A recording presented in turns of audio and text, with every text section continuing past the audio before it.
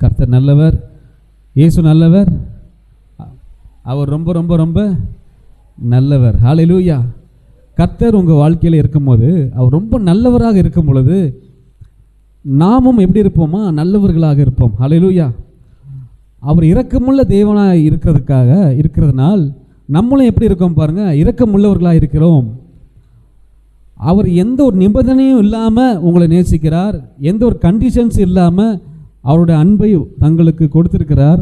இப்போ நாமும் எப்படி இருக்கோம் அப்படின்னா, வசனம் சொல்லுகிறது, ஆண்டவராகிய கிறிஸ்து இயேசுவில் இருக்கிற சிந்தையே உங்களிலும் இருக்க கடவதாக அப்படி என்று வேத வசனம் கூறுகிறது. அவருடைய சிந்தை எப்படி இருக்கோ, ஆண்டவராகிய இயேசு கிறிஸ்துவின் சிந்தை எப்படி இருக்கிறதோ அது போலவே நம்முடைய சிந்தையும் இருப்பதாக என்று வேத வசனம் சொல்லுகிறது. ஹல்லேலூயா.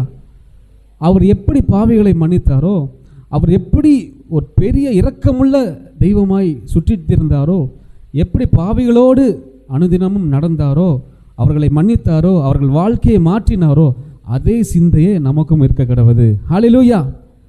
அவருடைய முகம், மோசே ஆண்டவர்கிட்ட பேசிட்டு கீழே இறங்கி வரும்போது மோசேவின் முகத்தை யாராலும் பார்க்க முடியவில்லை.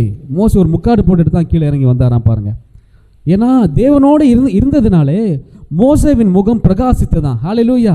அப்போ நம்மளாம் தேவனோடு இருக்கிறதுனால நம்ம முகம் எப்படி இருக்கணுமா? பிரகாசிக்கிற ஒரு ஃபேஸாக, ஒரு முகமாக. ஒருத்தவங்க உங்களை பார்த்தாங்கன்னா ஆக உங்கள் ஃபேஸை பார்க்கும்போது மனசில் ஒரு சமாதானம் உண்டாகுது. உங்கள் மூஞ்சை பார்த்தா அவங்கள்ட்ட ஓடக்கூடாது, உருன்னு இருக்கக்கூடாது. ஹல்லேலூயா. ஆண்டவர் எல்லாத்துக்கும் ஒரு மிஷினை கொடுத்துருக்காரு. சிரிக்க அடுத்தவங்க நம்மளை பார்க்கும்போது நம்ம ஃபேஸோட ரியாக்ஷனை வச்சு தான் அவங்க எப்படி ரியாக்ட் பண்ணுறாங்கன்றது இருக்குது. ஹல்லேலூயா. நீங்கள் அவங்க வரும்போதே ஒரு ஸ்மைல் பண்ணி, வாங்க சிஸ்டர், ஒரு ஒயிட் ஃப்ளாக் வெள்ளை கொடியது நம்ம பல்லு, வாங்க பிரதர் நல்லா இருக்கீங்களா, நீங்கள் கிறிஸ்துவின் அன்பை நீங்கள் வெளி காமிக்கும் போது அவங்களும் பாருங்கள் ஒரு சந்தோஷமாக, பரவாயில்ல இந்த சிஸ்டர்கிட்ட எப்போ பேசினாலும் ஒரு சமாதானம் உண்டாகுது, நமக்கு ஒரு சந்தோஷம் உண்டாகுது அப்படின்னு சொல்லி ஒரு நல்ல ஒரு தேவ பிரசன்னத்தை வெளிப்படுத்துகிறவர்களாக நாம் இருக்க வேண்டுமா பாருங்கள். ஹல்லேலூயா. பாருங்கள், இந்த மாத வாக்குத்தத்த வசனத்தை நாம் தியானித்தோம் 1ஆம் தேதி. அதையே திரும்பவும் நாம் தியானிப்போம். தியானித்து விட்டு கடந்த வாரத்தின் கண்டினியூஷன். கடந்த வாரம் நம்ம என்ன பார்த்தோம்? ஓகே, வாக்குத்தத்த வசனம் வாசிச்சிருவோம். கடந்த வாரத்தை நம்ம தேவ வசனத்தை தியானித்தோம். அதுக்கு முந்தின வாரத்தில் கர்த்தருடைய சத்தத்தை எப்படி கேட்பது என்று தியானித்தோம். கடந்த வாரத்தில் அமர்ந்திருந்து அறிந்து கொள்ளுங்கள் என்ற தலைப்பில் நாம் பார்த்தோம். அமர்ந்திருந்து அறிந்து கொள்ளுங்கள் என்றால் தேவனுடைய பலத்தை சார்ந்தவர்களாக நாம் இருக்க வேண்டும் என்பது பொருள் என்று வைத்து தேவ வார்த்தையை நான் பகிர்ந்து கொண்டேன், கேட்டோம். இப்பொழுது கூட அந்த வாக்குத்தத்த வசனத்தை வாசித்து விட்டு கடந்த வார தொடர்ச்சியை நாம் பார்ப்போம். எல்லோரும் வேதத்தை எடுத்து வாசிக்க வேண்டிய பகுதி எரேமியா 29ஆம் அதிகாரம் 11ஆம் வசனம்.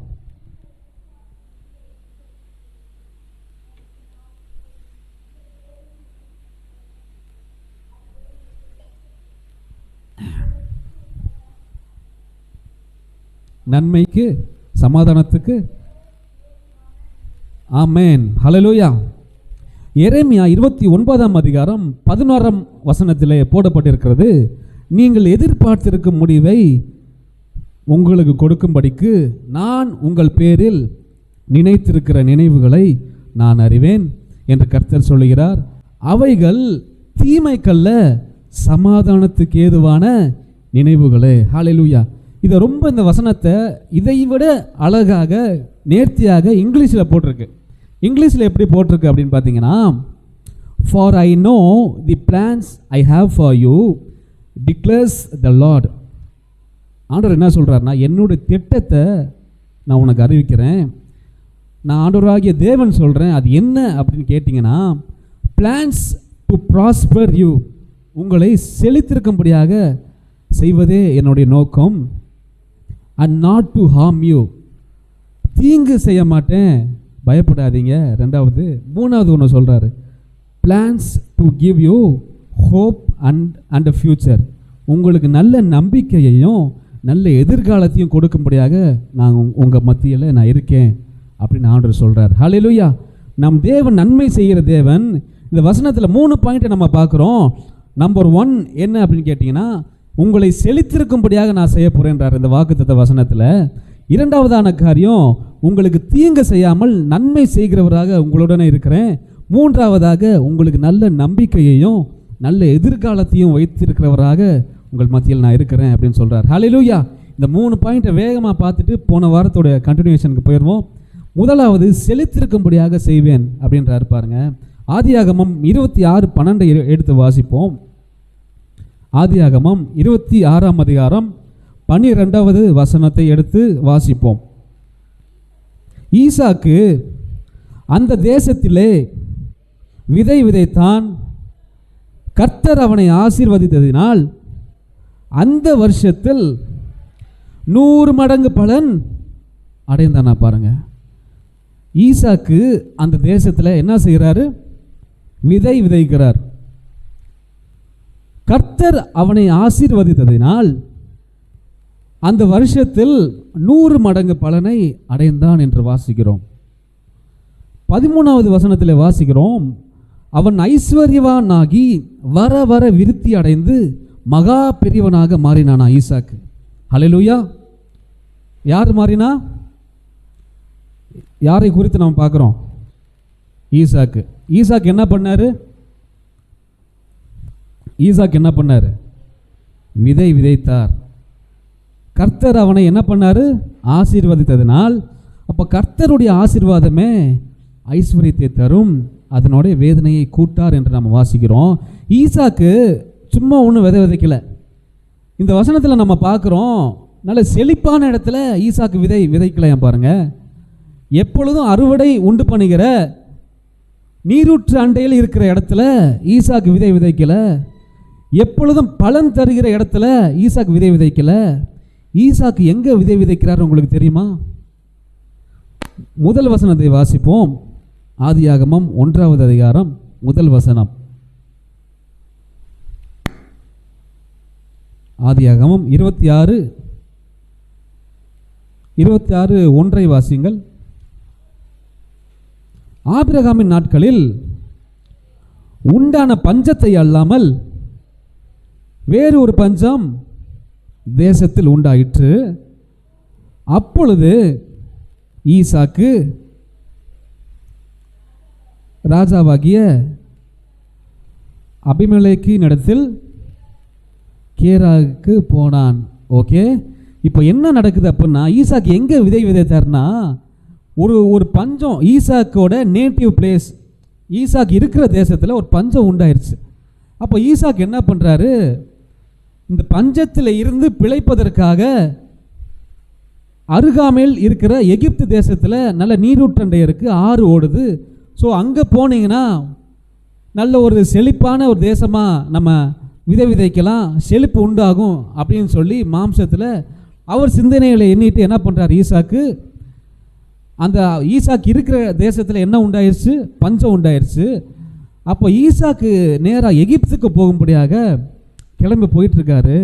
அப்போ தேவன் ஈசாக்கை நோக்கி ஒரு வார்த்தையை சொல்கிறார் பாருங்க. 3வது வசனத்தை வாசிப்போம்.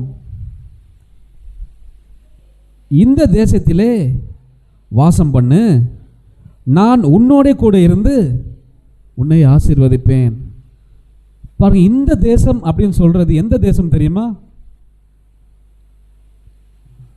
ஈசாக்கு அவர் சொந்த தேசத்திலிருந்து கிளம்பி எகிப்தை நோக்கி போயிட்டு இருக்கும் பொழுது தேவன் தரிசனமாகி, நீ எகிப்துக்கு போவேனா, நான் சொல்ற இந்த தேசத்திலே இரு அப்படின்றார். இந்த தேசம் என்று சொல்லப்பட்ட அந்த இடம் எந்த பிளேஸ் அப்படின்னா கேரா. அந்த இடத்துக்கு அந்த ஊருக்கு பேர் கேரா. பாருங்க, அந்த தேசத்துலையும் பாருங்க ஒரு பெரிய ஒரு செழிப்பான தேசம் கிடையாது. ஆனால் ஆண்டவர் சொல்றாரு, நீ அங்கே வாசம் பண்ணு அப்படின்றார். ஹல்லேலூயா. பாருங்க, நம்ம இருக்கிற வாசம் பண்ணுகிற இடத்துல எந்த காரியமுமே நமக்கு வாய்க்காமல் இருக்கலாம், நேர்மறையாக இருக்கலாம், எதிர்மறையாக இருக்கலாம், எதுவுமே ஒரு நம்ம தாட்டுக்கு நம்மளோட சிந்தனைக்கு எட்டாத வகையில் இருக்கலாம். ஆனால் தேவன் சொன்னால் நீங்கள் கீழ்ப்படியும் பொழுது அந்த இடத்துல 100 மடங்கான ஆசீர்வாதங்களை தேவன் கட்டளை கொடுப்பார். ஹல்லேலூயா. பாருங்க, ஈசாக்கை பார்த்து ஆண்டவர் சொல்றாரு, நான் ஆபிரகாமின் தேவன். ஈசாக்கு யாருங்க? ஈசாக்கு யாரு? ரொம்ப முழிக்கிறீங்க. ஏதோ புது பேர் எதுவும் பேசிட்டேனோ, வேதத்தில் இல்லாத பேரை பேசிட்டேனா, இல்லை வேறு எதுவும் படத்தில் பார்க்குற பேரை சொன்னேன்னா, நாடகத்தில் வர பேரா, உங்கள் ஃப்ரெண்ட்ஸ் பேரா? இல்லை இல்லை. ஈசாக்கு யாருங்க? ஆபிரகாமோட பையன். இப்போது ஈசாக்கிட்ட பார்த்து ஆண்டவர் சொல்கிறாரு, நான் ஆபிரகாமின் தேவனாக இருக்கிறேன், எப்படி உன் தகப்பனை நான் ஆசீர்வதித்தேனோ அதே போல் உன்னையும் ஆசீர்வதித்து பெருக பண்ணுவேன். உன்னுடைய தகப்பன் பாருங்கள், ஆபிரகாமுக்கும் ஈசாக்கும் ஒரு பாருங்கள் சொன்ன வார்த்தைகள், ஆண்டவர் என்னெல்லாம் பேசினாரோ அந்த வார்த்தைகளுக்கு செவி கொடுத்து கீழ்ப்படிந்தார்கள். ஹல்லேலூயா. ஆபிரகாம் விசுவாசிச்சாரு, அவரை தேவன் பிளஸ் பண்ணார்ன்றதை மட்டும் நம்ம பார்க்குறோம். ஆனால் ஆபிரகாம் தேவனுடைய வார்த்தைக்கு செவி கொடுத்து கீழ்ப்படிந்தார். இப்போ ஈசாக்கை பார்த்த ஒரு வசனத்தில் ஆண்டவர் சொல்லுவார், உன் தகப்பனாகிய ஆபிரகாம் என்னுடைய கட்டளைகளுக்கும் நியமங்களுக்கும் என்னுடைய காரியங்கள் எல்லாவற்றிற்கும் கீழ்ப்படிந்ததினால் எப்படி உன் தகப்பனை நான் ஆசீர்வதித்தேனோ அதே போல் உன்னையும் ஆசீர்வதித்து பெருக பண்ணுவேன்னு சொல்கிறாரு. அது மட்டும் இல்லை, ஈசாக்கும் தேவன் சொன்ன வார்த்தைக்கு கீழ்ப்படிந்து எகிப்துக்கு போகாமல் கேரா என்ற ஊரில் இருக்கார் பாருங்க. அப்போ நீங்கள் செவி கொடுக்கும் போது, தேவ வார்த்தைக்கு கீழ்ப்படியும் போது 100 மடங்கான ஆசீர்வாதங்களை எப்போ பெற்றுக்கொள்ளலாம்? தேவ வார்த்தைக்கு செவி கொடுத்து கீழ்ப்படிந்து அப்படியே கேட்கும் பொழுது ஈசாக்கை போல 100 மடங்கான ஆசீர்வாதங்களை நீங்கள் பெற்றுக்கொள்ளுகிறவர்களாக. அந்த தேசத்து ராஜா அபிமெலேக்குன்னு ஒருத்தர் இருக்கார். அவர் பாருங்க, நீ எங்களை விட்டு போய்விடு, எங்களை பார்க்கிலும் மிகவும் பலத்தவனாய் நீ மாறினாய் என்றானா ஈசாக்கை பார்த்து. அந்த கேரான்ற தேசத்தோட ராஜாவோட பேர் அபிமெலேக். அப்போ நீங்கள் எங்கே இருக்கீங்கன்றது முக்கியம் கிடையாது, நீங்கள் எங்கே வாசம் பண்ணுகிறீர்கள் என்பது முக்கியம் இல்லை. அங்கே பாலும் தேனும் ஓடாத இடமா கூட இருக்கலாம், ஆனால் தேவனுடைய பலன் இருக்கும் போது, கர்த்தருடைய கை உங்களோடு இருக்கும் பொழுது அந்த இடத்துல 100 மடங்கான ஆசீர்வாதங்களை நீங்கள் பெற்றுக்கொள்ளலாம். ஹல்லேலூயா. உங்களுக்கு வழி வாசல்களே இல்லை, எந்த ஒரு வாய்ப்புகளுமே இல்லை. உங்கள் அருகாமையில் இருக்கிறவர்கள் உங்களுக்கு விரோதமாக தான் இருக்காங்க. எனக்கு உதவ யாருமே இல்லை, என்னை நேசிக்க யாருமே இல்லை. அப்படி இருந்தால் கூட எந்த வேலையும் செய்கிறதற்கு நான் தகுதியானவனே இல்லை. அப்படி நீங்கள் இருந்தால் கூட கர்த்தருடைய வார்த்தைக்கு செவி கொடுத்து கீழ்ப்படியும் போது 100 மடங்கான ஆசீர்வாதங்களை பெற்றுக்கொள்ளலாம். ஹல்லேலூயா. சில நேரங்களில் கர்த்தர் சொல்லும் போது ஒன்றுமே இருக்காது, வழியே இருக்காது. ஆனால் ஆண்டவர் நீ அங்கிட்டு போ அப்படின்னு சொல்லுவார். ஆனால் நீங்கள் அவர் சொல்லும் போது இருக்காது தான், ஆனால் பக்கத்தில் போய் நிற்கும் போது செங்கடல் எப்படி பிளந்ததோ அதே போல் வழிகள் திறக்கப்படும் உங்கள் வாழ்க்கையில். ஹல்லேலூயா. எத்தனை பேர் என் வாழ்க்கையில் தேவன் என் வழிகளை திறப்பார் என்று விசுவாசிக்கிறீங்க? என்னுடைய அடைப்பட்ட வாசல்கள் திறக்கப்படும் என்று சொல்கிறீங்க. இயேசுவின் நாமத்தினாலே சொல்லுங்க, இயேசுவின் நாமத்தினாலே இதை நீங்கள் சொல்லும் போது அடைப்பட்ட வாசல்கள் திறக்கும். நிச்சயமாக நீங்கள் அடுத்த வாரம் சாட்சி சொல்லுவீங்க. இயேசுவின் நாமத்தினாலே அடைப்பட்ட வாசல்கள் திறக்கப்படுவதாக. லாசர்வே வெளியே வா அப்படின்னு சொன்னார்ல, இப்போ நீங்கள் பேசி விடுவிக்கணும். ஹல்லேலூயா. இன்னொரு முறை சொல்லுங்கள், இயேசுவின் நாமத்தினாலே அடைப்பட்ட வாசல்கள் என் வாழ்க்கையிலே திறக்கப்படுவதாக. ஆமென். ஹல்லேலூயா. பாருங்கள், செழித்திருக்கும்படியாக செய்வார். எப்படி ஆபிரகாமை ஆசீர்வதித்தாரோ, எப்படி ஈசாக்கை ஆசீர்வதித்தாரோ அதே போல நம்மையும் செழித்திருக்கும்படி செய்வார். ஹல்லேலூயா. இன்னொரு வசனத்தை வாசிப்போம். இரண்டாவதாக, அவர் தீங்கு செய்கிற தேவன் இல்லை என்ற தலைப்பில் நான் பேசுகிறேன். ஆதியாகமம் 22:8 வாசிங்க.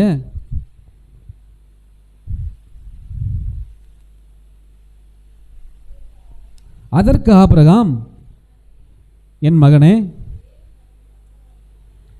தேவன் நமக்கு தகன பலிக்கான ஆட்டுக்குட்டியை பார்த்து கொள்வார். ஹல்லேலூயா. பாருங்க, இந்த வேத பகுதி அனைவருக்கும் தெரிந்த பகுதி. ஹல்லேலூயா. இந்த பகுதி தெரியும்ல எல்லாத்துக்குமே. ஆபிரகாமுக்கு ரொம்ப வருஷம் கழித்து ஒரு மகனை கொடுக்கிறார். அந்த ஒரு மகனையும் ஆண்டவர் என்ன சொல்றாரு, நீ போய் பலி கொடு அப்படின்றார். பாருங்க, எவ்வளோ ஒரு கஷ்டமான விஷயம். ரொம்ப வருஷங்கள் கழித்து உங்களுக்கு ஒரு காரியம் கிடச்சிருக்கு.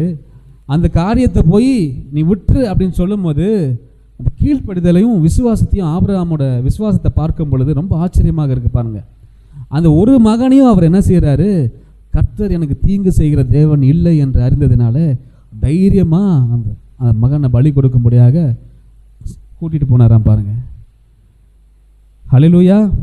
பாருங்க, நெருப்பும் கட்டையும் இருக்கு. ஈசாக்கு கேட்குறாரு, நெருப்பும் கட்டையும் இருக்கு, தகன பலிக்கான ஆட்டுக்குட்டி இல்லையே அப்படின்னு சொல்லும் போது ஆட்டுக்குட்டியை தேவன் பார்த்து கொள்வார் அப்படின்றார். ஹல்லேலூயா.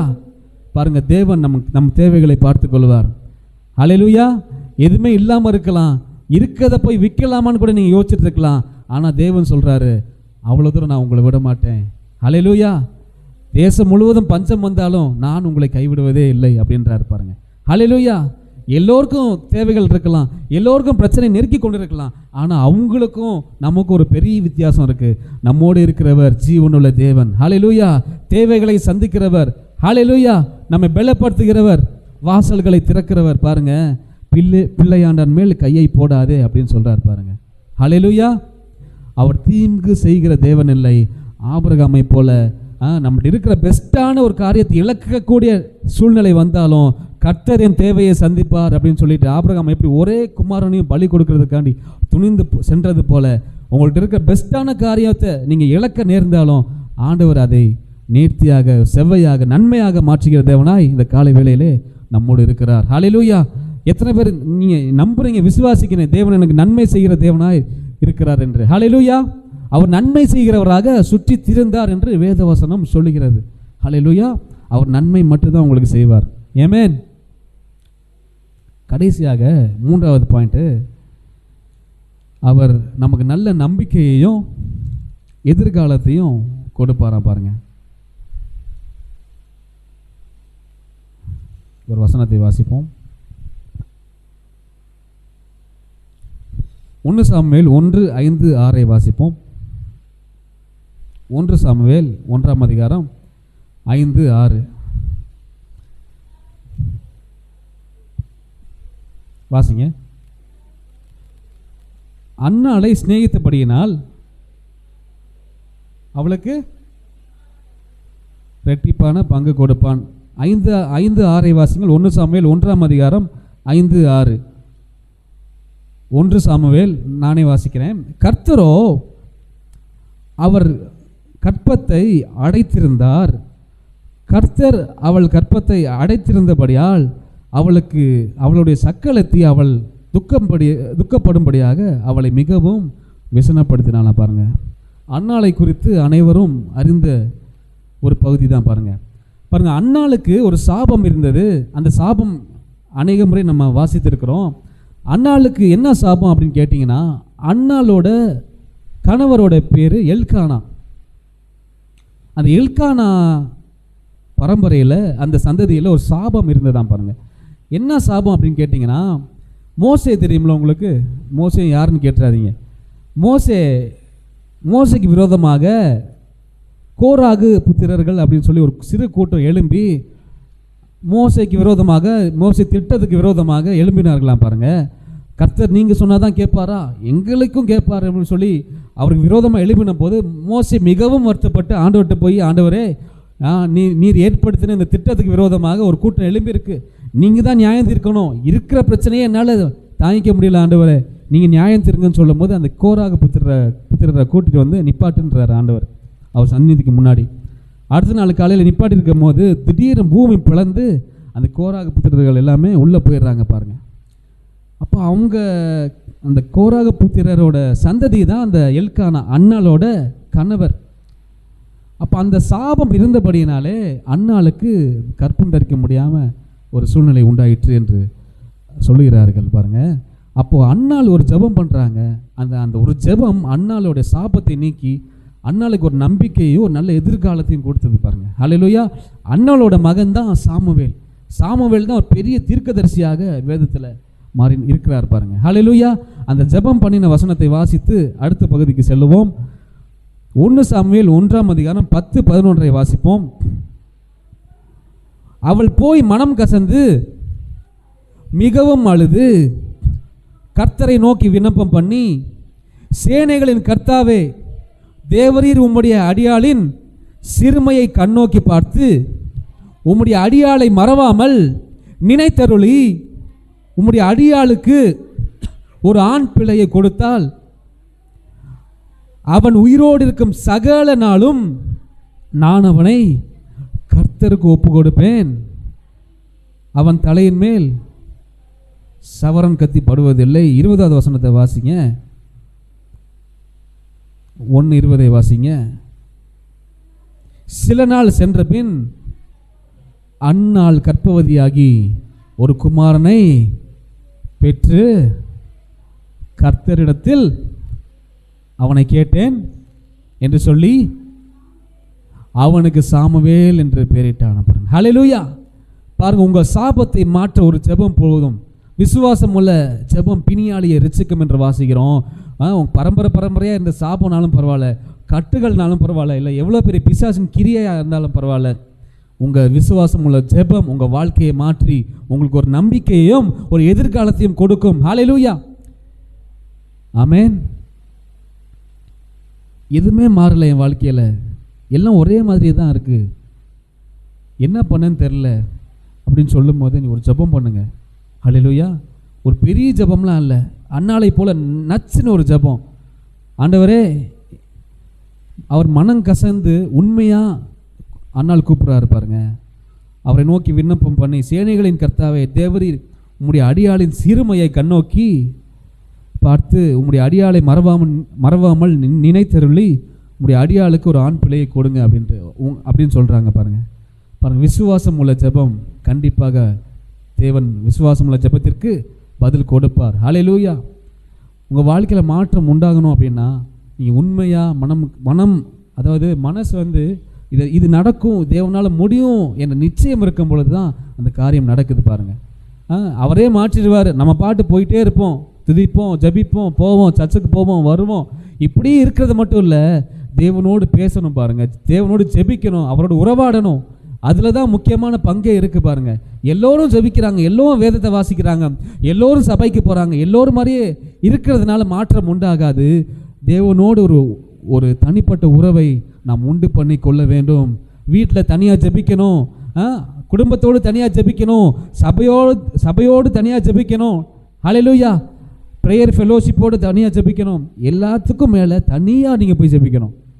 இந்த சபையோடு ஜெபிக்கிற ஜெபம் தேவை தான், சபையோடு பண்ணுற எல்லாமே தேவை தான், குடும்பத்தோடு பண்ணுகிற ஜெபமும் தேவை தான். ஆனால் எல்லாவற்றுக்கும் மேலாக பாருங்கள், தனியாக நீங்கள் போய் தேவனோடு ஒரு உறவு வைக்கிறவர்களாக இருக்க வேண்டும். ஹல்லேலூயா. பாருங்கள், ஆண்டவராக இயேசு கிறிஸ்து எப்பெல்லாம் ஜெபிக்கணுமோ தனியாக போயிடுவாராம் பாருங்கள். அதுக்கப்புறம் அவர் நெருங்கிய சீஷர்களை கூட்டிகிட்டு போவாராம் பாருங்கள். தனித்திருக்கும் பொழுது தேவன் நிச்சயமாக அவருடைய வார்த்தையை உங்களுக்கு பேசுவார். நிச்சயமாக உங்கள் செவிகள் திறக்கப்படும். அப்போது தனிப்பட்ட ஜெபத்தையும் நீங்கள் பண்ணுங்கள், குடும்பத்தோட ஜெபத்தையும் பண்ணுங்கள், சபை ஐக்கிய ஜெபமும் உங்களுக்கு தேவை. ஏன்னா சில நேரங்களிலே தனியாக இருக்கும் போது ஜெபம் பண்ணும்போது உங்களுக்கு நம்பிக்கை உண்டாகலை அப்படின்னா இந்த சபை கூட்டத்தோடு பண்ணும்போது ஒரு நம்பிக்கை உண்டாகும், ஒரு விசுவாசம் உண்டாகும். ஹல்லேலூயா. ஸோ இந்த மாத வாக்குத்தத்த வசனங்கள் இது 3 தான். இன்னும் ஒரு 1/4 மணி நேரம் இருக்குது. கடந்த வாரம் பார்த்த பகுதியை நம்ம கண்டினியூ பண்ணுறேன்.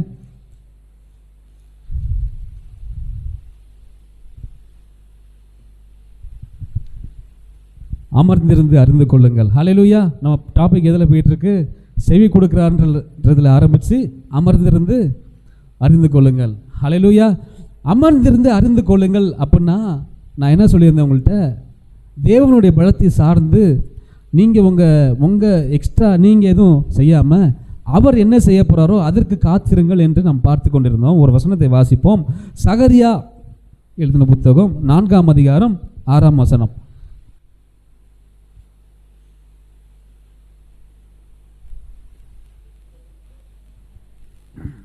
சகரியா 4:6. கர்த்தர் நம் பலனாயிருக்கிறார். ஹல்லேலூயா. உற்சாகமாக இருக்கீங்களா? ஹல்லேலூயா. நான் சொல்கிறேன், நான் சபைகளில் உட்காந்து இந்த வார்த்தைகளை கேட்கும்போது உங்களுக்கு தெரியாது, ஆனால் உங்கள் மாம்சத்தில் உங்கள் ஆவியில் உங்களுக்கு ஒரு மாற்றங்கள் உண்டு ஆகும். நடந்து கொண்டே இருக்குது பாருங்கள். நீங்கள் சும்மா உட்காரல. ஹல்லேலூயா. சில பேர் கண்ணை மூடி தூக்கம் வர மாதிரி இருக்கலாம், ஆனால் உங்கள் செவிகள் இருக்குது பார்த்தீங்களா, உங்கள் மாம்சம் தான் தூங்குமே தவிர உங்கள் ஆவி விழிப்புள்ளதாக தான் எப்பொழுதுமே இருக்கும். இந்த ஆவிக்கு எல்லாமே தெரியும். ஹல்லேலூயா. உங்கள் ஆவி இந்த சத்தத்தை கேட்டுக்கொண்டே இருக்கும் பாருங்கள்.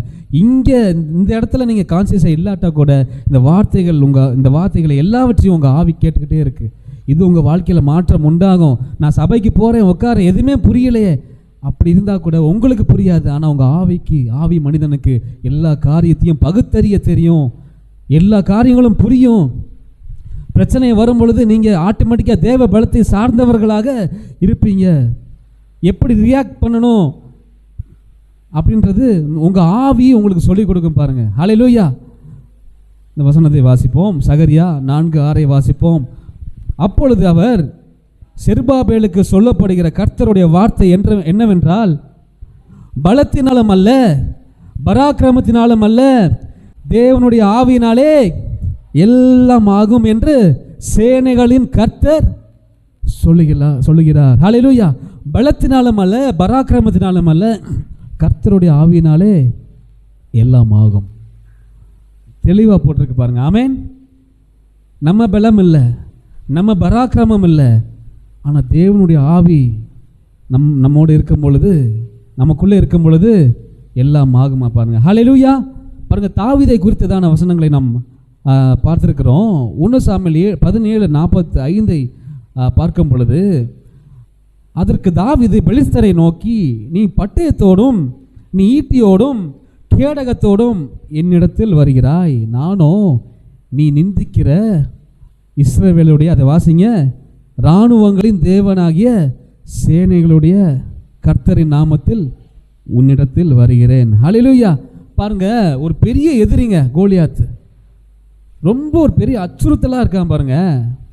அவனை பார்த்து தாவீது சொல்றாரு, நீ பட்டயத்தோடும் இராணுவங்களோடும் நீ ஈட்டியோடும்.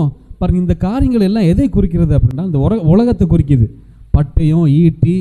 இப்போ லேட்டஸ்ட்டாக உள்ள மெத்தடில் சொன்னோம்னா மிசைல்ஸு, ஏவுகணை, அணுகுண்டு, இதெல்லாம் பார்க்கறதுக்கு பிரம்மாண்டமாக இருக்கும், ரொம்ப மோசமானதாக இருக்கும். பாருங்கள், ஒரு நியூக்ளியர் பாம்பு போட்டாலே பாதி தேசம், முழு தேசமும் காலியாகிற அளவு நியூக்ளியர் பாம்ஸ் இப்போ வச்சுருக்காங்க.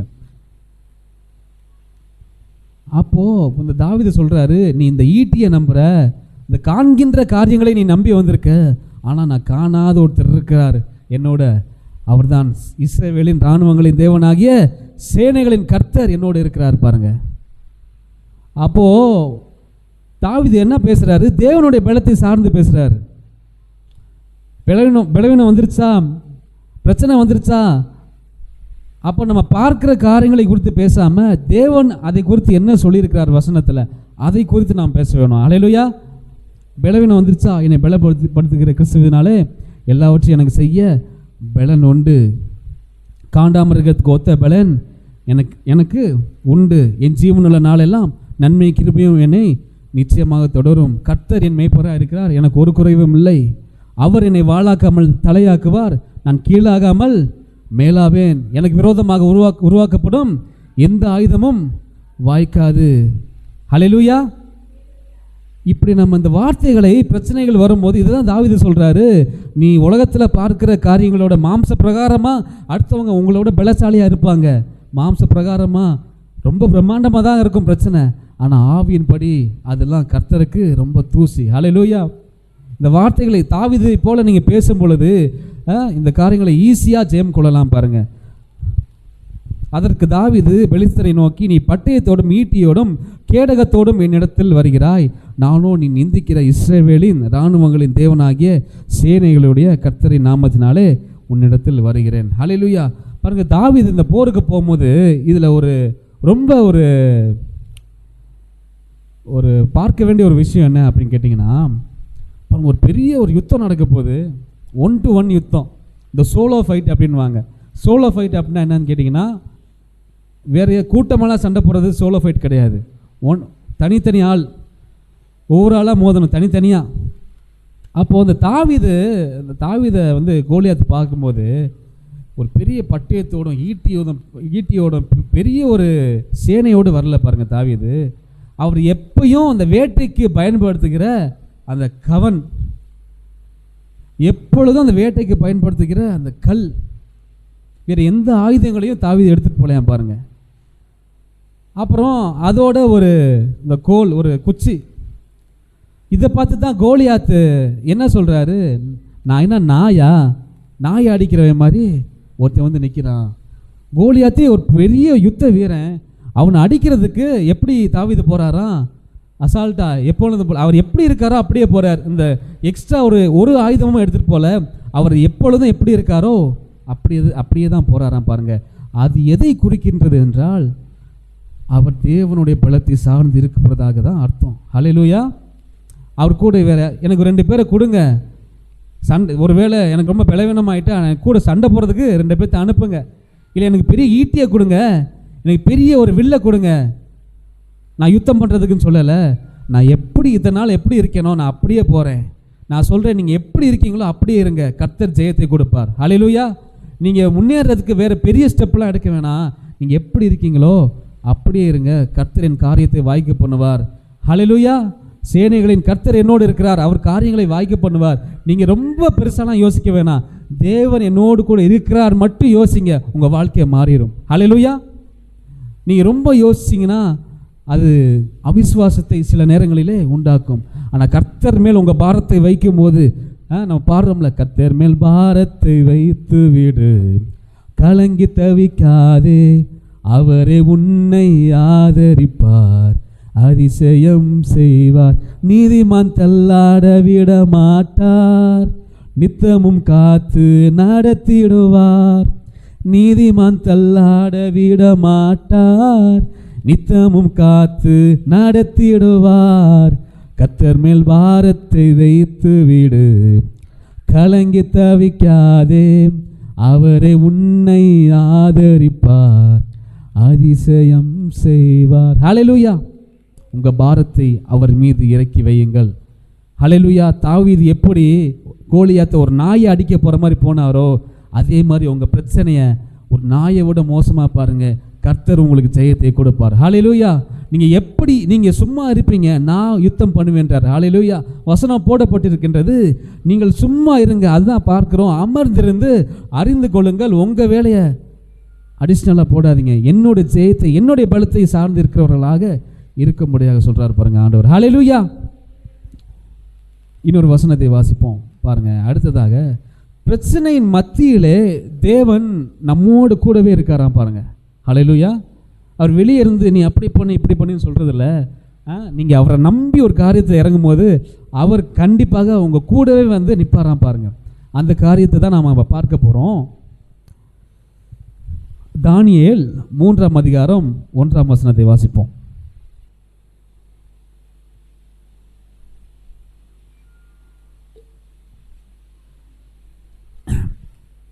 தானியேல் 3:1. ராஜாவாகிய நேபுகாத் நேச்சார் 60 முழ உயரமும் 6 முழ அகலமும் மான ஒரு பொற்சிலையை பண்ணுவித்து பாபிலோன் மாகாணத்தில் இருக்கிற தூரா என்னும் சமபூமியிலே நிறுத்தினான பாருங்க. ராஜாவாகிய நேபுகாத் நேச்சார் ஒரு ராஜா இருக்காரு.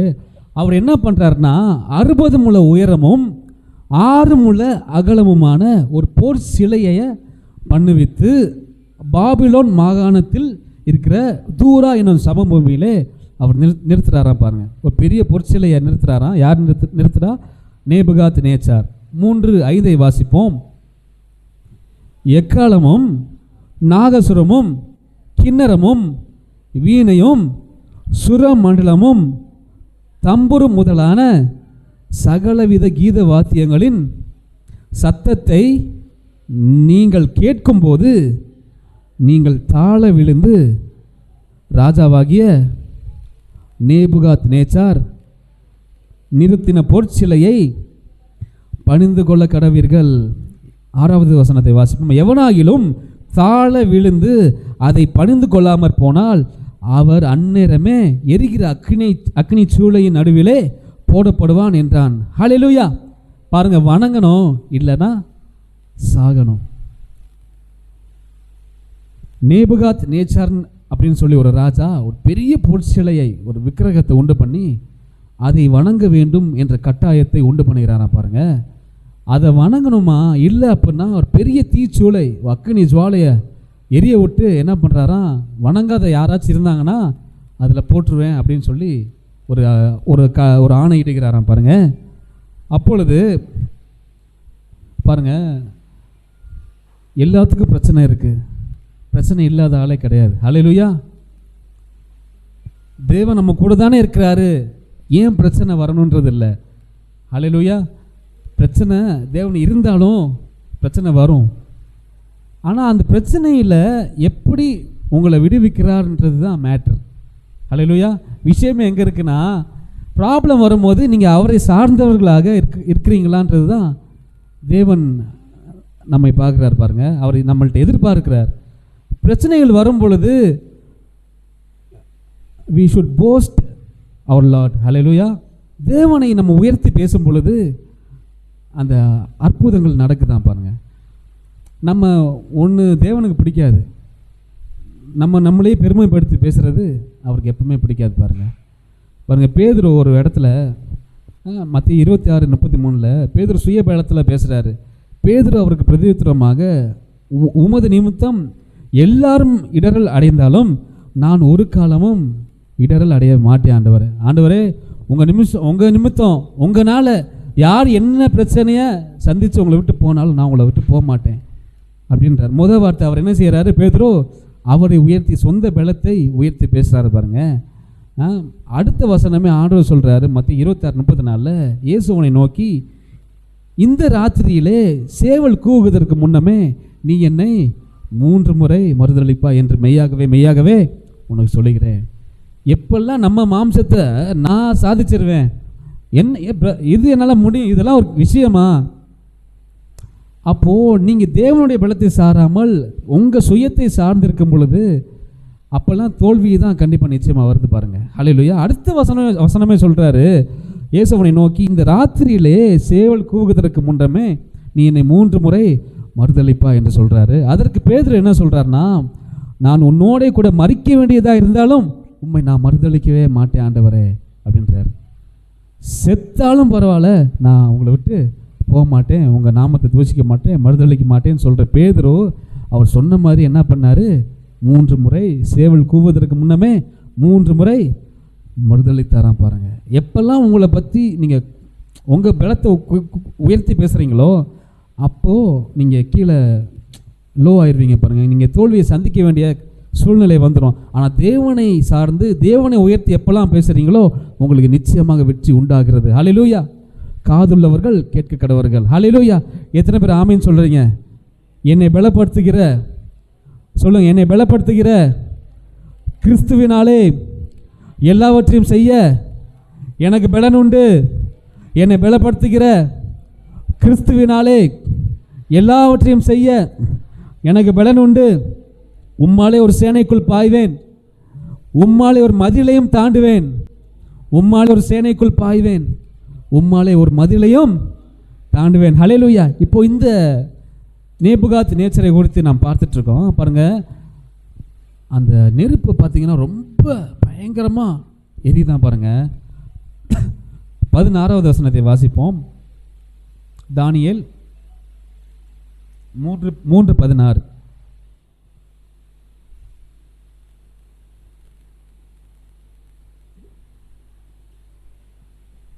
பன்னெண்டை வாசிங்க.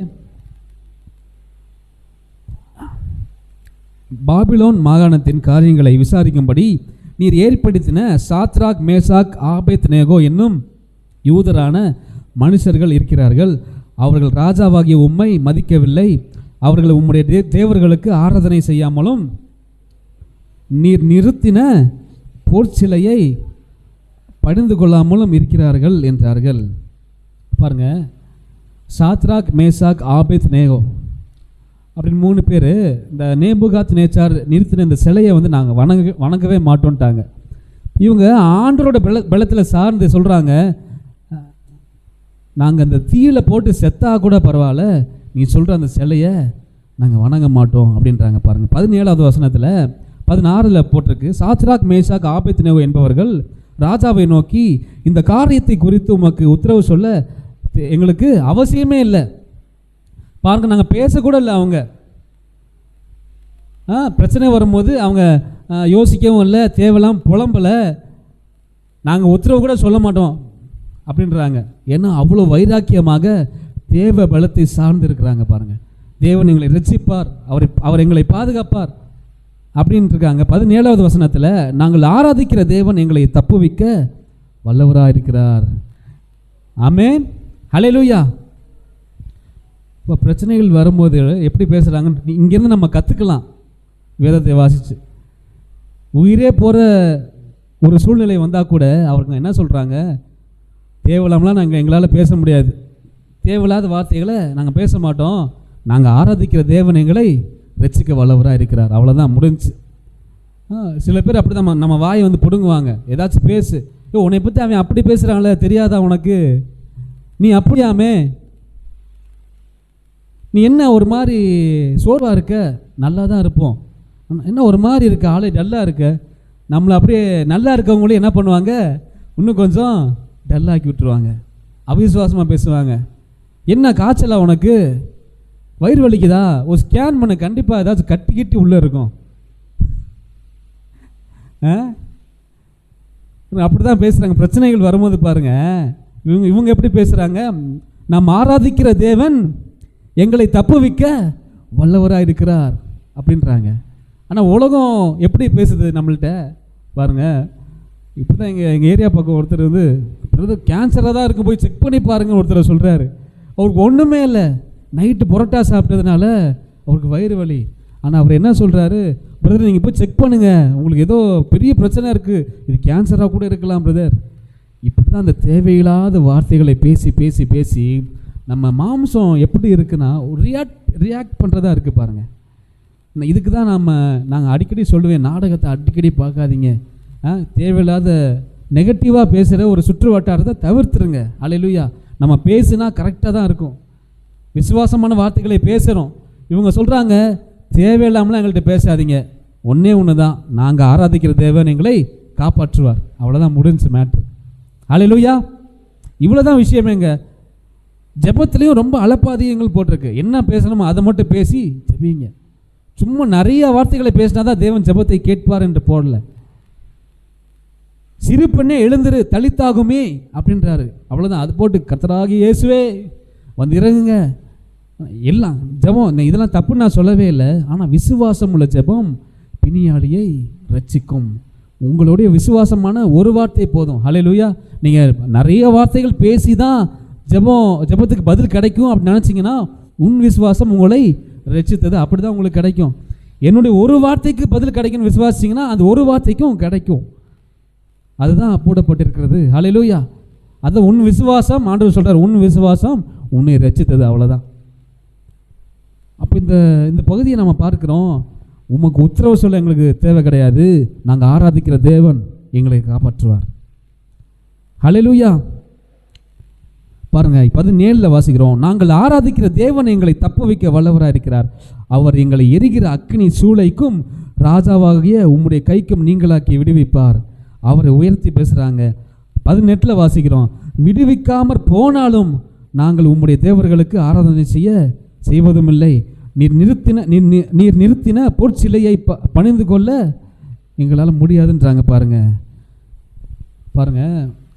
இப்போ ராஜா என்ன பண்ணிட்டாரு, இவங்களை தூக்கி கொண்டு போய் அக்னி சூளையில் போய் போடுங்கன்னு ஒரு ஆர்டர் பண்ணிட்டார், கட்டளை கொடுத்துட்டார்.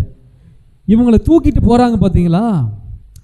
இன்னொன்று என்ன தெரியுமா, அந்த தீயை வந்து இருந்ததோட ரொம்ப அதிகமான அக்னியை எரிய விட்டாங்க பாருங்க. இவங்களை தூக்கிட்டு போய் போடுறாங்க பார்த்தீங்களா, அவங்க இறந்து போயிடுறாங்க தூக்கிட்டு போகும்போதே, அவ்வளோ அக்கினி. அவங்க உடுத்து விட்ட துண்டு ட்ரெஸ் எல்லாம் எரிஞ்சு கருகிறது. இவங்க 3 பேர்த்தையும் போய் உள்ளே போட்டாங்களே, இவங்களை எப்படி போட்டாங்கன்னா இவங்களை 3 பேர்த்தையும் கட்டிடுறாங்க பார்த்தோங்க. சும்மா தனித்தனியாக தூக்கிட்டு போய் போடல, 3 பேர்த்தையும் ஒன்றா கட்டி பந்த தூக்கி போடுற மாதிரி அக்னி ஜுவாலையில் தூக்கி போடுறாங்க. இவங்களை தூக்கிட்டு போனவங்களாம் இறந்து போயிட்டாங்க. ஆனால் இவங்க உள்ளே போய் வேத வசனம் சொல்லுது, கட்டுண்டவர்களாய் போட்டோம், விடுதலையாய் 4 பேர்த்தை நாங்கள் பார்க்கிறோம். 24 வாசியுங்கள். அப்பொழுது ராஜாவாகிய நேபுகாத் நேச்சார் பிரமித்து தீவிரமாய் எழுந்திருந்து, நாங்க 3 பேர்த்தை தானே உள்ள போட்டோம், இப்போ உள்ள எத்தனை பேர் இருக்காங்க, 4 பேர் இருக்காங்க. ஹல்லேலூயா. நீங்கள் தேவனுக்காக வைராக்கியமாக நிற்கும் பொழுது தேவன் உங்கள் கூடவே வந்துடுறாரு பாருங்க. ஹல்லேலூயா. கைகளை தட்டி தேவனை மகிமைப்படுத்துவோம். ஹல்லேலூயா. பிரச்சனை வந்தோன்னு உங்களை விட்டுட்டு போகிறது கிடையாது. நீ அப்படி போ இப்படி போன்னு சொல்கிறது கிடையாது. கைட் மட்டும் பண்ணுறது கிடையாது. உங்களை காப்பாற்றும்படியாக, கட்டுகளை நீக்கும்படியாக நம்ம கூடயே வராராம் பாருங்க. ராஜா சொல்கிறாரு, 3 பேர்த்த கட்டி தானே நான் போட்டேன், ஆனால் விடுதலையாய் கட்டு அவிழ்க்கப்பட்டு 4 பேராக இருக்காங்களே, இது என்ன? பிரமித்தாராம் பாருங்க நேபுகாத் நேச்சார் ராஜா. அது மட்டும் இல்லை பாருங்கள், உலகம் இப்படி தான் நம்மளை கட்டும் பாருங்கள். நீ தகுதியே இல்லை, உன்னால் எதுவுமே கிடையாது, அப்படி கட்டும் பொழுதெல்லாம் தேவன் உங்கள் கூட வந்துடுவார். எதுக்கு வராரு? உங்கள் கட்டுகளை அவிழ்க்கும்படியாக நம்ம மத்தியில் இருக்கிறார் பாருங்கள். ரொம்ப நாள் விட முடியாத பிரச்சனை இருக்கா? சில பழக்கங்களுக்கு அடிமையாக இருக்கீங்களா? தேவன் சொல்கிறார், உங்கள் கட்டுகளை நீக்க என்னால் முடியும். எப்போ முடியும்னா அவர் உங்கள் பக்கத்தில் இருக்கும்போது மட்டும்தான் முடியும். ஹல்லேலூயா. நீங்கள் விசுவாசிச்சிங்கன்னா, ஏற்றுக்கொண்டீங்கன்னா, இந்த காலை வேளையில் ஆண்டவராக இயேசு கிறிஸ்துவை சொந்த இரட்சகராக ஏற்றுக்கொண்டு இருந்தீர்கள் என்றால் உங்கள் கட்டுகள் அவிழ்க்கப்பட்டது என்ற விசுவாசம் இருக்க வேண்டும். இனிமேட்டு அவிழ்க்கப்பட போகிறதில்ல, ஆண்டவர் என் கூட இருக்கார்ன்று அந்த அறிவு இருக்கும் பொழுதே கட்டு அங்கே இல்லை. ஹல்லேலூயா. கட்டு ஆல்ரெடி அவிழ்க்கப்பட்டது. ஹல்லேலூயா. அதான் சொல்கிறாங்க, நாங்கள் ஆராதிக்கிற தேவன் எங்களை தப்புவிக்க வல்லவராக இருக்கிறார். இப்போது அந்த 25வது வசனத்தை வாசிப்போம். அதற்கு அவன், இதோ 4 பேர் விடுதலையாய் அக்கினியின் நடுவிலே உலாவுகிறதை காண்கிறேன், அவர்களுக்கு ஒரு சேதமும் இல்லை. 4ஆம் ஆளின் சாயல் யாருக்கு ஒப்பாயிருக்கிறது? தேவ புத்திரருக்கு ஒப்பாயிருக்கிறதான் பாருங்க. ஹல்லேலூயா. தேவ புத்திரர் யாரு? ஆண்டவராகிய ஜீசஸ் தான் பாருங்க. ஹல்லேலூயா. இப்போ பிரச்சனை வரும்போது யார் வந்து கூட நிற்கிறா? நம்ம கூட இயேசப்பா நம்ம கூட இருக்கார் பாருங்க. ஹல்லேலூயா. நம்மை விடுவிக்கும்படியாக, சுகப்படுத்தும்படியாக, பலன் கொடுக்கும்படியாக நம்மோடு இருக்கிறார். ஹல்லேலூயா. 26 வாசிக்கிறோம். உன்னதமான தேவனுடைய தாசராகிய சாத்ராக், மேஷாக், ஆபேத் நேகோ என்பவர்களே அப்படின்றாரு ராஜா. இவ்வளோ நேரம் தூக்கி அக்னியில் போடுங்கன்னு சொன்னவர் இப்போ என்ன சொல்கிறாரு? உன்னதமான தேவனுடைய தாசராகிய சாத்ராக், மேஷாக், ஆபேத் நேகோவே என்று அவரை ரொம்ப சொந்தமாக கூப்பிட்றாரு பாருங்க. தேவன் உங்கள் சூழ்நிலை இப்படி தான் மாற்ற போகிறாரு. இத்தனை நாள் எந்த பிரச்சனையில் நீ மாட்டியிருந்தீங்களோ, யாரெல்லாம் இவன் வேஸ்ட்டு, இவனுக்கு ஏதாச்சும் ஆகணும், இவன் ஒன்றுமே இல்லாமல் போகணும்னு நினச்சிங்களோ, அவங்க உன்னதமான தேவனுடைய தாசராகிய அப்படின்னு பேர் சொல்லி உங்களை கூப்பிட போகிறாங்க. எத்தனை பேர் ஆமேன்னு சொல்கிறீங்க? ஆமேன். எத்தனை பேர் இவன் வேஸ்ட்டு, ஒன்றுத்துக்குமே இல்லாதவன், தரமே இல்லாதவன், இவன் பைத்தியம், இவன் முட்டாள், இவனால் யாருக்குமே பிரயோஜனமே இல்லை அப்படின்னு சொல்லி யாராச்சும் ஒதுக்குனாங்களா? அவங்க உங்களை பார்த்து பிரமித்து உன்னதமான தேவனுடைய பிள்ளையே அப்படின்னு சொல்லி வருவது தான் நம்ம அழைப்பு. ஹல்லேலூயா. ஞானிகளை வெட்கப்படுத்த பைத்தியங்களை தெரிந்து கொண்டாரா பாருங்க. நம்மெல்லாம் பைத்தியங்கள் தான், நம்மளாம் ஒன்றுமே இல்லாதவங்க தான். ஆனால் உன்னதமான தேவனுடைய கர்த்தர் நம்மோடு இருக்கிறார். ஹல்லேலூயா. ஹல்லேலூயா. இதெல்லாம் எப்போ நடக்கும் அப்படின்னா, நீங்கள் அவரை போஸ்ட் பண்ணும்போது, போஸ்ட் அப்படின்னா அவரை உயர்த்தும் போது, பிரச்சனைகள் வரும்போது, நான் பேசாமல் என்னுடைய பழைய வாழ்க்கையில் இருந்திருக்கலாமே, இதோட அது நல்லா தானே இருந்துச்சு, அப்படி பேசக்கூடாது பாருங்கள். என்னுடைய பழைய பழக்க வழக்கங்களுக்கே போயிருந்துருக்கலாமே, அப்படி நீங்கள் பேசக்கூடாது பாருங்கள். என் சொந்த பந்தம் எதை பின்பற்றுறாங்களோ அதுக்கே போயிருந்துருக்கலாமே, என்னோட அவங்க நல்லா இருக்காங்களே. அப்போ சில நேரம் நம்ம வந்து அவங்கள கம்பேர் பண்ணும்போது லோவாக கூட தெரியலாம், ஸ்டேட்டஸில் கூட அவங்களோட கீழே இருக்க மாதிரி தெரியலாம். ஆனால் முடிவு பரியந்தும் கர்த்தர் நம்மோடு இருந்து நம்ம ரட்சிக்கிறான்னு பாருங்கள். ஹல்லேலூயா. அந்த ஒரு சில விஷயத்தில் அவங்க உங்களோட பெரிய ஆளாக தெரியலாம். ஆனால் அப்படி இருக்கும்போது நீங்கள் வார்த்தைகளில் கவனம் உள்ளவர்களாக இருக்க வேண்டுமா பாருங்கள். அப்போ அப்படி இருக்கும்போது தான் நீங்கள் என்ன சொல்லணும்? என்னடா உன்னோட அவன் நல்லா இருக்கான், நீ இப்போ தான் அந்த வேலைக்கு சேர்ந்த, நீ ரொம்ப நாளாக வேலை பார்க்குற, ஆனால் உன்னோட அந்த குடும்பம் நல்லா இருக்கே. இப்போல்லாம் சொசைட்டி நம்மளை வந்து இதை விட அதிகமான பிரச்சனைகளை, இது விதவிதமாக இருக்கும் பாருங்கள் பிரச்சனைகள். அவன் அப்போ இப்போல்லாம் பிரச்சனைகள் வரும்போது நீங்கள் என்ன சொல்லணும் அப்படின்னா, நாங்கள் ஆராதிக்கிற எங்கள் தேவன் எங்களை இந்த பிரச்சனையிலிருந்து தப்புவிப்பார், இப்படி சொல்லிட்டு விட்டணும். சும்மா அதே பிரச்சனையே பேசக்கூடாது. என்னை யார் காப்பாற்றுவா, என்னை யார் விடுவிப்பா, எனக்கு யார் காசு கொடுப்பா, என் ஃப்யூச்சரை யார் பார்ப்பா, என் பிள்ளைகளை யார் பார்ப்பா, இப்படியே பிரச்சனைகளை பேசாமல் நான் ஆராதிக்கிற தேவன் என்னை விடுவிப்பார், விடுவிக்காமற் போனாலும் பரவாயில்ல, கர்த்தர் என்னை தப்புவிப்பார்ன்ற எண்ணம் அவங்களுக்கு நிச்சயம் இருந்தது பாருங்க. ஹல்லேலூயா. இந்த மாதிரி விசுவாசம் இப்போ யாருக்காச்சும் இருக்கா? பாருங்க, எத்தனையோ சீஷர்கள், ஆண்டவருடைய சீஷர்கள் நமக்காக ஊழியம் பார்க்க வந்து இறந்து போனவங்க இருக்காங்க பாருங்க. ஹல்லேலூயா. இந்த வாழ்க்கையை அர்ப்பணித்து போனவர்கள் இருக்காங்க. இந்த நம்ம வாழுகின்ற இந்த வாழ்க்கை ஒரு நொடி பொழுதிலே மறுரூபமாகும் பாருங்க. இந்த ஸ்கின்னுக்கு வெளியே வேற உலகம் இருக்கு. இந்த தோலுக்கு வெளியே ஒரு நிமிஷம் இந்த உயிர் போச்சு அப்படின்னா நம்ம வேற உலகத்துக்கு போயிடுவோம். இப்போலாம் சாவுன்றது ரொம்ப சுலபமாக நடக்குது. நேற்று இந்த நார்த்தில் ஒரு படகு கவிழ்ந்துருச்சு பார்த்தீங்களா நியூஸில்? உயிருக்கு வந்து ஒரு வேல்யூவே இல்லாமல் போயிடுச்சு. அப்படி ஆயிடுச்சு பாருங்க. அப்போது நம்ம இருக்கிற இந்த குறுகிய காலத்தில் விசுவாசம் உள்ளவர்களாய் தேவனை நம்ம உயர்த்தும் போது அவர் உங்கள் பக்கத்திலே நிற்கிறார் பாருங்க. எப்படி சாத்ராக், மேசாக், ஆபேத் நேகோ கூட இருந்தாரோ, போடும்போது கட்டுண்டவர்களாய் 3 பேர்த்தை தான் நான் போட்டேன், ஆனால் அவரோடு கூட இன்னொருத்தர் நிற்கிறாரு, அதுவும் விடுதலையாக நிற்கிறாங்களே, அதுதான் விஷயம். ஹல்லேலூயா. உலகம் உங்களை கட்டுக்குள்ளே போக வைக்கலாம், ஆனால் உங்கள் கூட விடுதலையாய் உங்களை வெளியே கொண்டு வர இயேசு கிறிஸ்து இருக்கிறார். ஹல்லேலூயா. ஆமேன் சொல்கிறீங்க? எத்தனை பேர் ஆமேன் சொல்லுங்க? நான் ஏற்றுக்கொள்கிறேன். என்னுடைய கட்டுகளை விடுதலையாக்கி என்னுடைய வாழ்க்கையை மாற்ற மறுரூபமாக்க ஆண்டவராகிய இயேசு கிறிஸ்து என்னோடு இருக்கிறார் என்று சொல்லுங்க. ஹல்லேலூயா. ஆமேன். அவர் பெரிய காரியங்களை செய்ய போகிறார். ஒரு வசனத்தை மட்டும் வாசித்து முடிப்போம். ஆபகுக் 3:17 வாசிப்போம்.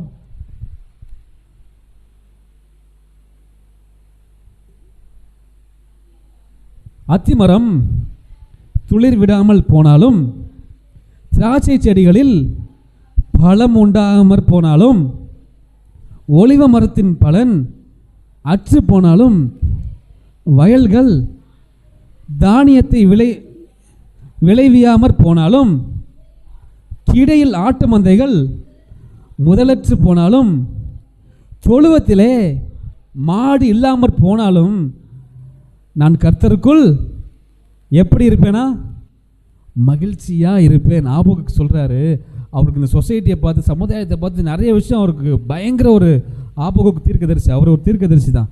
ரொம்ப ஒரு இக்கட்டான சூழ்நிலையில் சொல்கிறாரு, போதுண்டா, அவ்வளோதான். நான் யோசிச்சு ரொம்ப வீக் ஆகிட்டார். இப்போ அவர் பேசுகிறாரு, அத்தி மரம் துளி விடாமல் போனாலும், திராட்சை செடி தன் பலனை கொடுக்காமல் போனாலும், வயலில் தானியம் விளையாமற் போனாலும், கிடையில் ஆட்டு மந்தைகள் முதலற்று போனாலும், தொழுவத்திலே மாடுகளும் இல்லாமல் போனாலும், நான் எப்படி இருப்பேனா?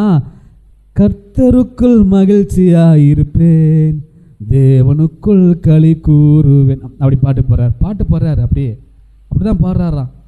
எதுவுமே இல்லாமல் போனாலும் நான் சொல்கிறேன், கர்த்தருக்குள் நான் மகிழ்ச்சியாக இருப்பதே அவருடைய பலன் பாருங்க. தேவ பலன் எப்படின்னா, உங்களுக்கு பலன் எதுன்னு கேட்டிங்கன்னா, கர்த்தருக்குள் மகிழ்ச்சியாக இருப்பதே உங்கள் பலன்.